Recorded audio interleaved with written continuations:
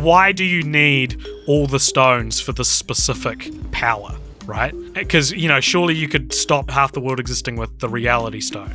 Yeah.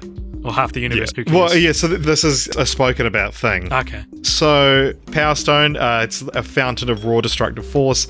He uses it to unleash beams of energy. People grab a hold of it and kind of disintegrate in a similar thing to ash. So, the Power Stone could be used mainly to amplify the 5 other stones, and give them more power. I love that. We don't see the Time Stone used much in the film, but we saw it in Doctor Strange. This theory I'm reading here, given that once the snap occurs, everyone begins to experience the effects at seemingly the same time or similar time on Earth and on Titan. I would put forward that the Time Stone was used to synchronize the effect among all affected beings, so you do not have beings going months or years without being affected. This is made possible due to the added benefits granted by the Power Stone. That takes into account like time vortexes in the universe and stuff like that. Yeah. Space Stone is quite similar because Thanos dominion over space. He can change the physical properties of objects or move objects, blah, blah, blah, and he can teleport. So a straightforward application of the Space Stone would be to cause the snap to affect the entire universe rather than the localized area. Yeah. This is made possible due to the added benefits by the Power Stone. So the Reality Stone, we see the effects of it in the movie. You've got some of them are temporary, like the blaster turning to bubbles and Drax and Mantis change form, and he casts the illusions on Nowhere and Titan about what they look like. So it's essentially, as long as he's using the stone, he can do those effects. The Reality Stone, it says it would seem that it was used to transform those affected by the snap from their original form into dust. Normally this would be a temporary effect, however with the benefit of the Power Stone, the effects are made permanent. Plus all the other stones as well. Yeah.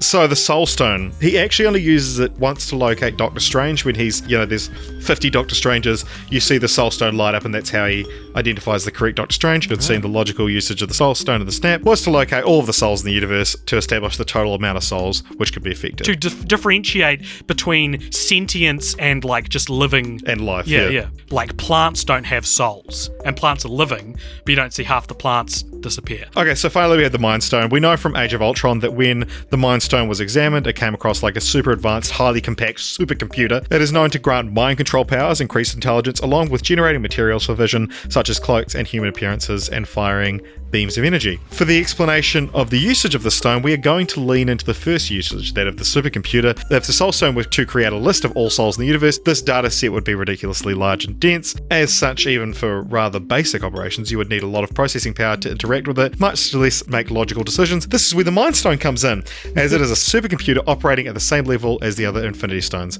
If the Soul Stone was used to cast the largest net possible and generate a full list of those who could possibly be affected by the snap, the Mind Stone was used to comb through that list and randomly decide which 50% should be affected and which would not. Of course, because the mind is sentient. So where is this list? Give it a shout out. What is it?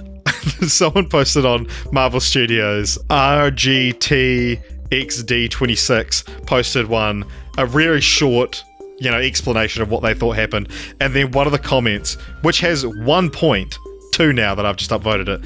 Modification 102 on Reddit says, sorry to say, but I actually think you're wrong, and this is what they wrote. That is so cool. Yeah, the Mind Stone, I was going to make a joke that it's just the RAM, it's just the processing power that allows the gauntlet to work, but it's not. No, it's the algorithm. Yeah, okay, it's the algorithm. And then the Power Stone is the processor. That's so cool. That's the coolest conversation we've had on this podcast. And it's not even our idea. It's like someone else's idea. Yeah. Did you find this because I mentioned it, or did you plan to read this out? Which would you prefer? I don't want to believe you Googled Thanos Gauntlet Infinity Stones a day before Endgame comes out.